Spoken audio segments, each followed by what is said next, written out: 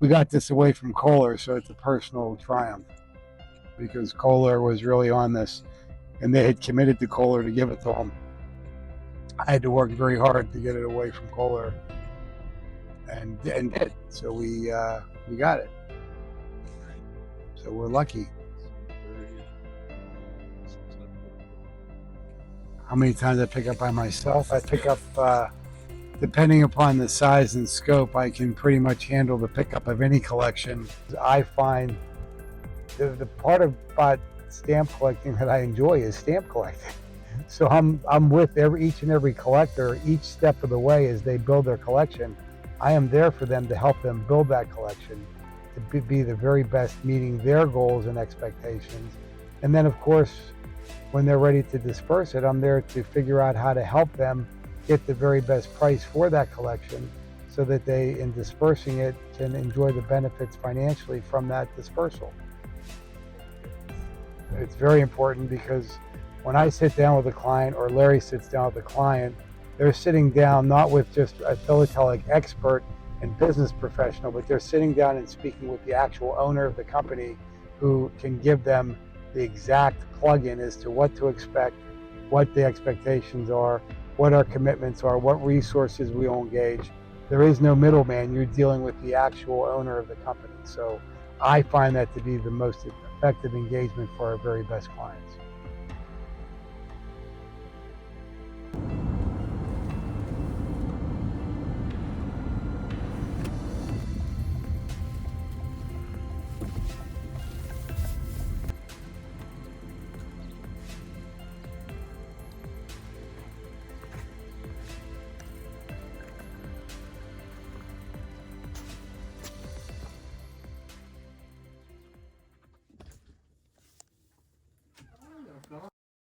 Dylan, good to see you, man. Who is this guy? Taking pictures. All right, how are you? Good. This is Ben and Lucas. This, to me, is really cool. I'd call it iconic. Good choice. Very funny. And then this one over here, which is the Muka. We bought that in Monte Carlo Muka. in 1969. Phenomenal. It's one of the most beautiful pieces of art. Oh, this only the little one. Really great stuff. The pool table's gone. You got rid of my pool table? It's right over here, waiting to be. You know, I have. Wow. We'll put it in the storeroom. I couldn't find anybody who wanted to buy it. The pool table? I thought your son was taking it. He says. In what lifetime? Wow. The den of iniquity. The collections are all up there, and the library, much of which some of philatelic and some of it is not. You know, Art, I knew you before Andy Levitt, but that's when we really got. So that's what started it all. That's what started it. Bert Llewellyn, I met him at Bucks Bud Stamp Company when I was a resident, and I went up there. And the first time I went there, he was talking about his collection of the 10-cent. Only the consulate. Yeah. So he collected for 40 years. Yeah, Albert. Yeah. And I said, that's how I want to collect. And so he became my mentor. And because I knew you had good guidance to be able to learn all the different nuances. And Art Leggett. Art Leggett. He's a legendary guy. Yeah. And the largest car dealer in North America. I bought a Bentley from him. Good afternoon. I'm David Coogle with Kelleher Auctions. And I'm here with a dear friend, Art Groten, I think I've known over 5 decades. Art has formed some of the most incredible exhibition collections, winning gold medal after gold medal. And I got to say, it is a true honor, a little bittersweet to see him at the end of his collecting career, as I was always interested in knowing what's Art up to next. But I met him when I was first working with Andy Levitt at Nutmeg Stamp Sales, and Art consigned his Palestine collection, and we created a sale called Via Palestine that I think is still one of the groundbreaking sales for one of his great collections. And I think that was the first one to win gold. That collection, well, my Palestine collection, the collection of rates, was the first non-classic Palestine to win a Grand Award. Correct. Yeah, the Grand Award, right. And that was very gratifying because our dear friend of blessed memory, Randy Neal was giving the awards. He was president. And so, what am I going to get? I wasn't even thinking about it. Gold, baby. So I'm sitting there cruising, and he's up there talking, and all of a sudden I hear my name. Somebody at the table says, "Hey, wake up!" And Randy's looking at me, and he's got this smile on his face. That was after your collection of Canada, which was Correct. 1859 issue. Right, and I got a grand award the first time it was shown here in this country. Right. At No Jest. So you're no stranger to putting together great collections, and I got to say, it's always, like I said when we started, it's always about. I was always excited to see what you were up to, because you always had such an incredible, different view of how to. Mm-hmm. And you just said it to me earlier when I got here, lateralizing, the lateral effect of figuring out how to find things for the exhibit and the collection. Very well put. I was trying to think out how to put that a word in there. Yeah. But lateral is a very good word, because you'll start off with, the stamp that was issued, but then you've got everything relating to it. Dimensional objects, paraphilately items, exactly. as you also dub them, and that's what makes your exhibits come to life. Yeah, it puts it in perspective. You almost feel as if you're in the room when it happened. Yeah. Because you're putting us there with the material. Yeah. And it's just incredible. So, you started collecting at a young age, like all of us. I think I was 7 or 8. You were 7 or 8. Right. You went through all your residencies in college and school. And you started. What struck it to keep you with stamps? Was it the real? Well, I'm by nature a collector. Okay. Collector. You have the collecting gene. Yeah, I have the collecting gene. And your wife Marge doesn't. No, but she's very tolerant. Thank goodness. She's a very tolerant stamp widow. Yeah, and so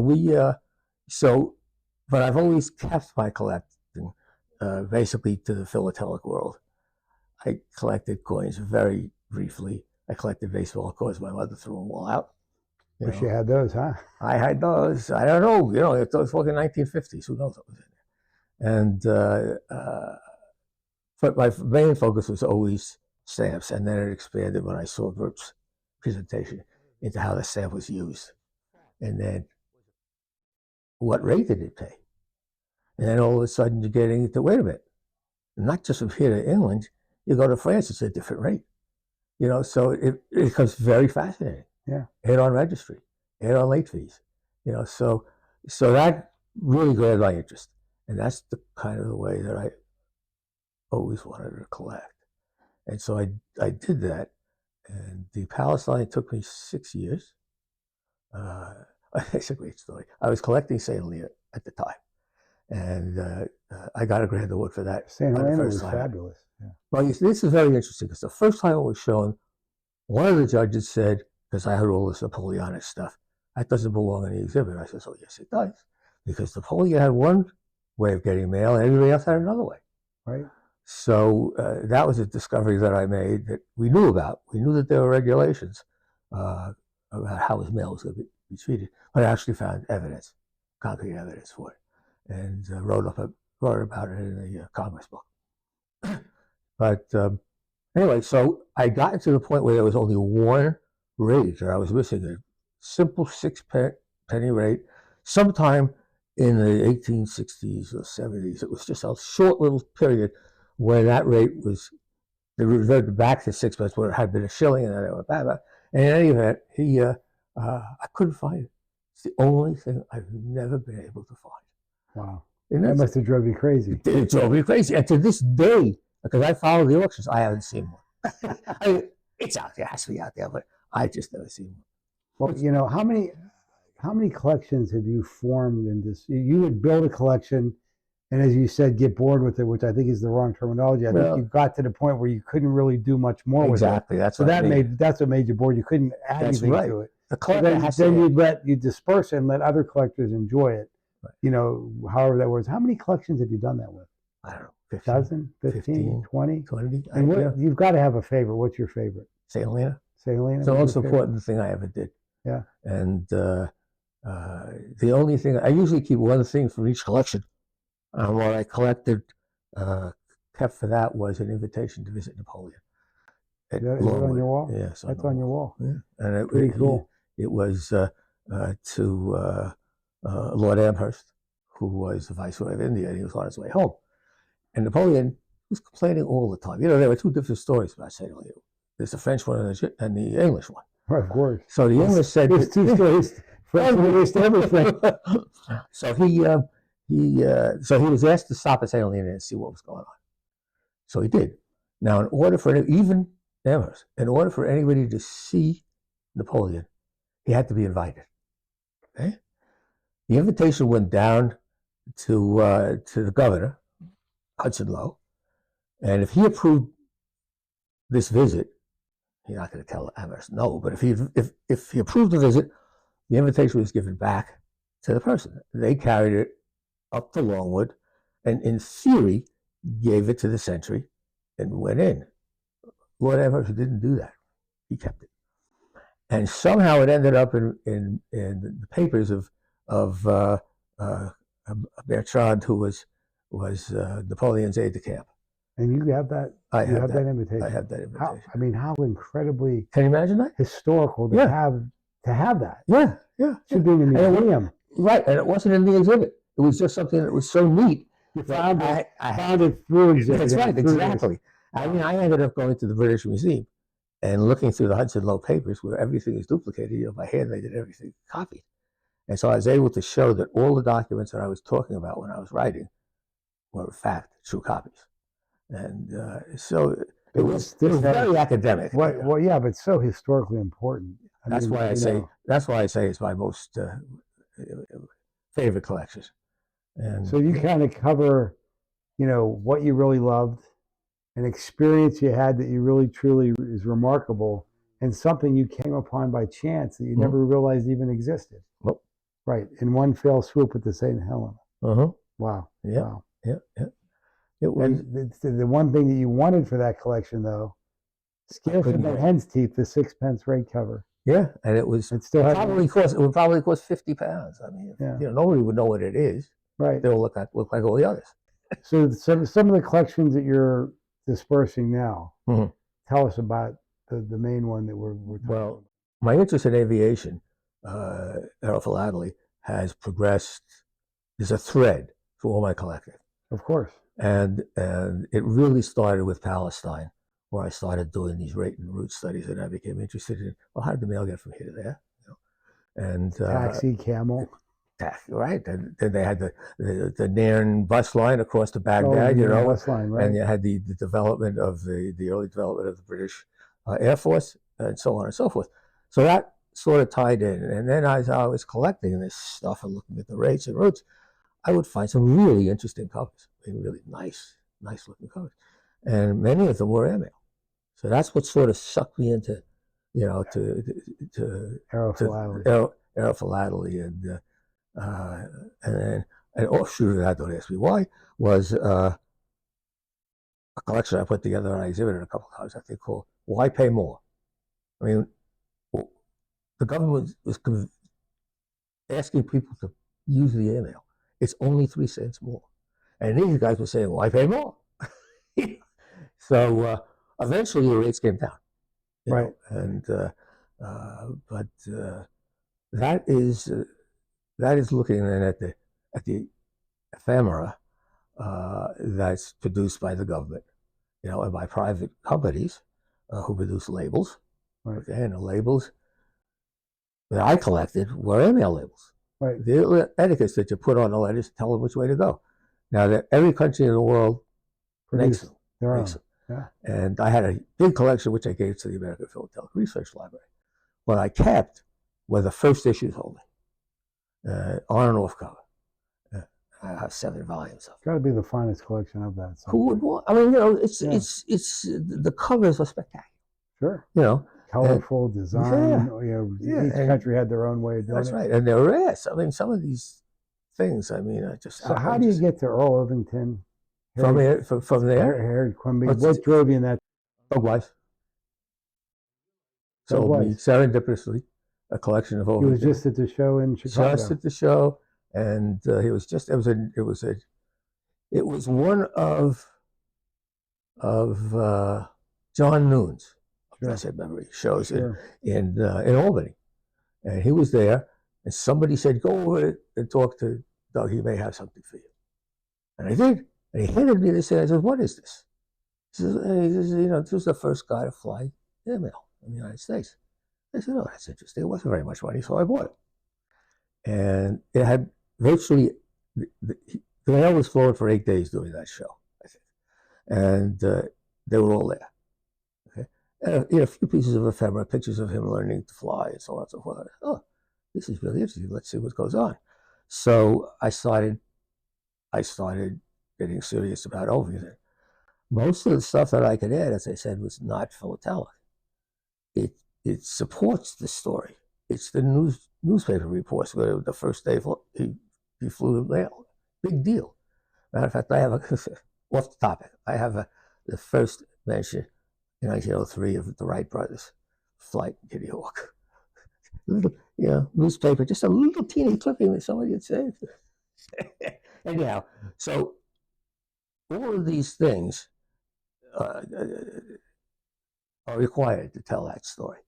And so through over I learned about Harriet Quimby. Tell us about her. She's pretty influential, and most people don't know about Harriet Quimby, right? Who is Harriet Quimby?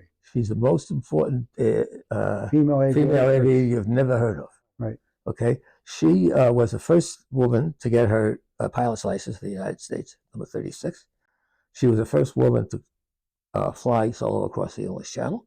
She was the first woman who was not part of a company. She didn't use a bathroom to do that. I have no idea. I don't think so. It was like a harrowing 2 or 3 hours. Sure. Yeah. Right. Yeah. And she was the first woman to promote a product who was not a member of the company. And the product wasn't paid by the company as an employee. She was hired to do this promotion. Right. And it was VinFizz at the time. The VinFizz, the most incredible aerophilatelic piece of history. Yeah. And Kelleher. Right. Kelleher. So as a result, I have a few Kelleher pieces. But you see how it goes? Yeah, it's lateral. It's lateral. It's lateral. Right? It's endless. So you get from Ovington to Quimby to Cal Rogers. That's right. And then you wind up with Curtis. And, I really have never thought about how I got, I know how I did it. I was at the Ephemera Society annual meeting one year, and a fellow named Tom Heisman was there for the first, I think, only time.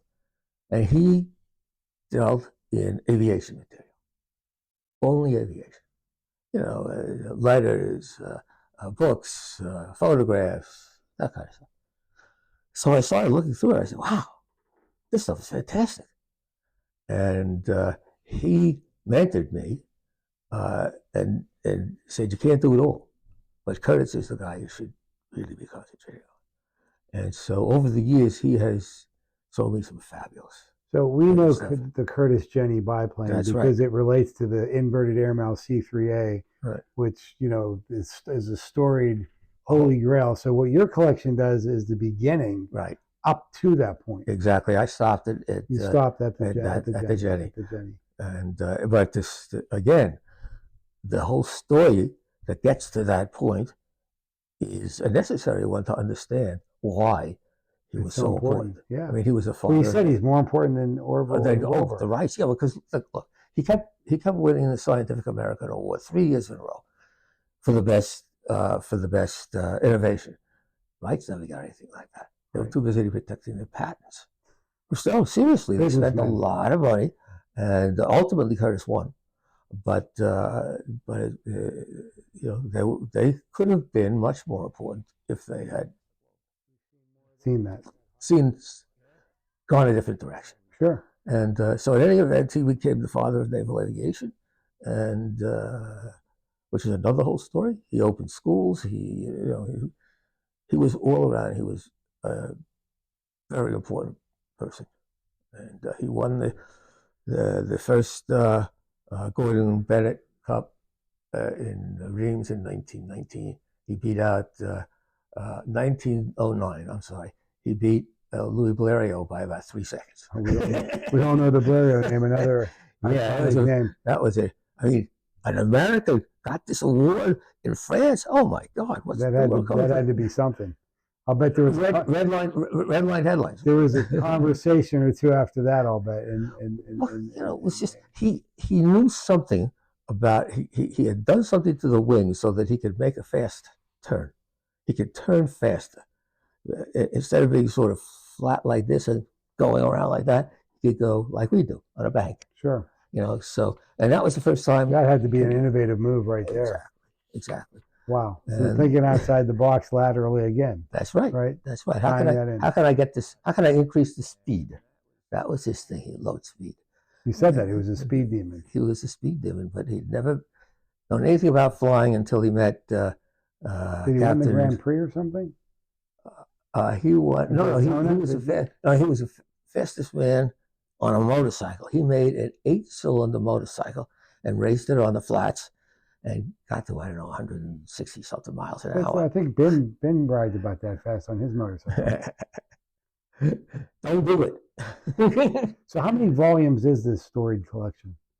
If you include the whole story up to during that period of time, including Curtis, Ovington, Quimby, and the minor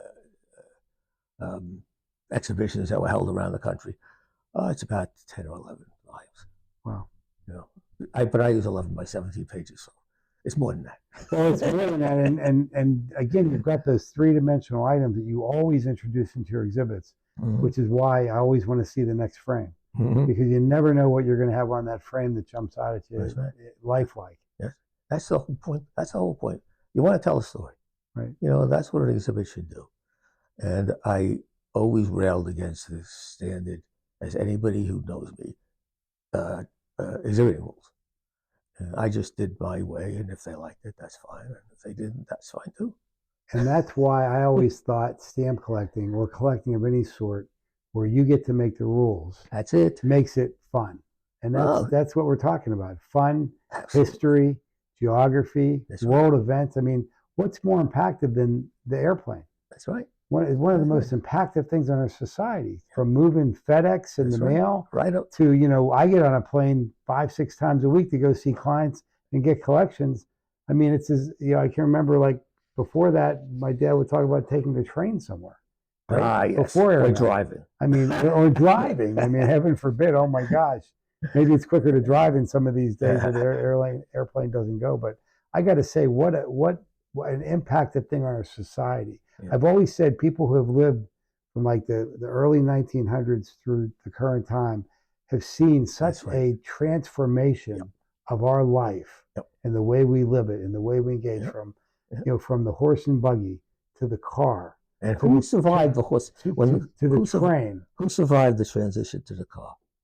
Who survived of all the guys who made those buggies? Who? Very few. Studebaker was one, because these guys made barrels, right? And there wasn't, and they made carriages, but when there wasn't any need for those, many of them couldn't make the transition. Right. And Studebaker was one of the only ones. So you get from the car to the train to the plane, then you get to space travel. Look at where we are now. It's like pretty soon you'll be buying tickets to go to Mars. Not me. I'm okay. I like my feet on the ground.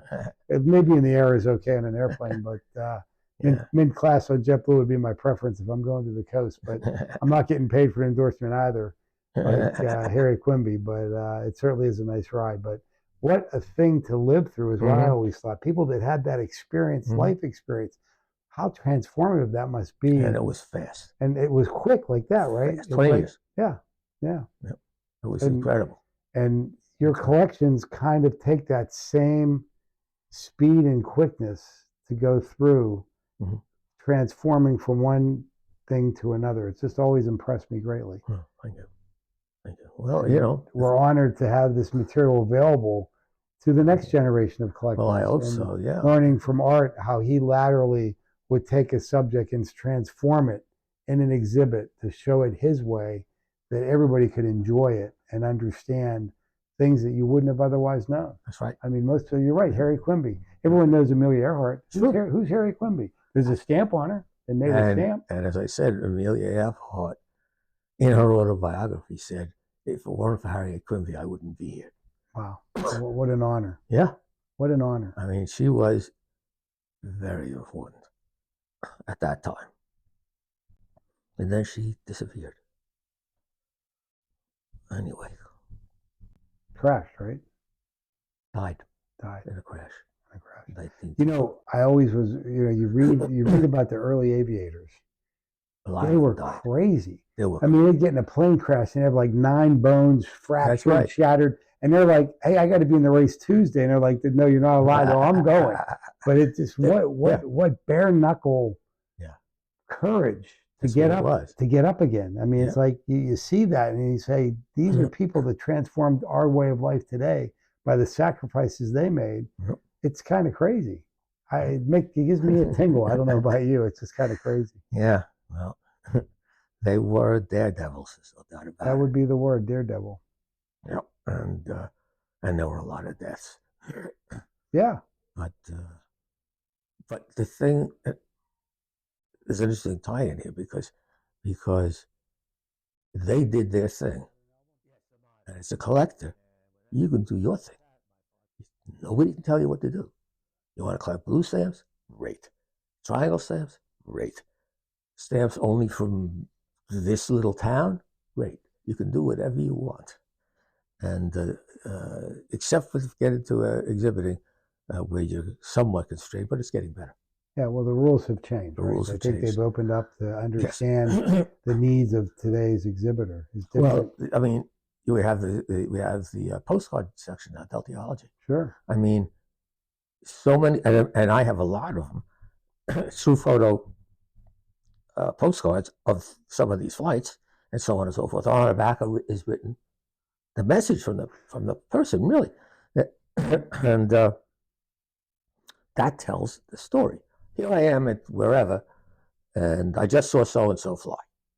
You know, At the aerodrome. there it is. Yeah. You know, there it is. It's history. Is it postal history? Well, it's on something that was mailed. I mean, how do you define that? Well, we're glad that they're changing the rules and allowing that because you're right. Yeah. Doing it your way is what really makes it fun. I think so. And especially that's imagination. It allows you to show who you truly are and how you see history and everything. Yeah. Yeah. Curtis wins the Gordon Bennett Cup. And then here's a postcard that by Helmet. Stylized. It's truly a piece of the vintage. It is a piece of the. This is just. I just got this.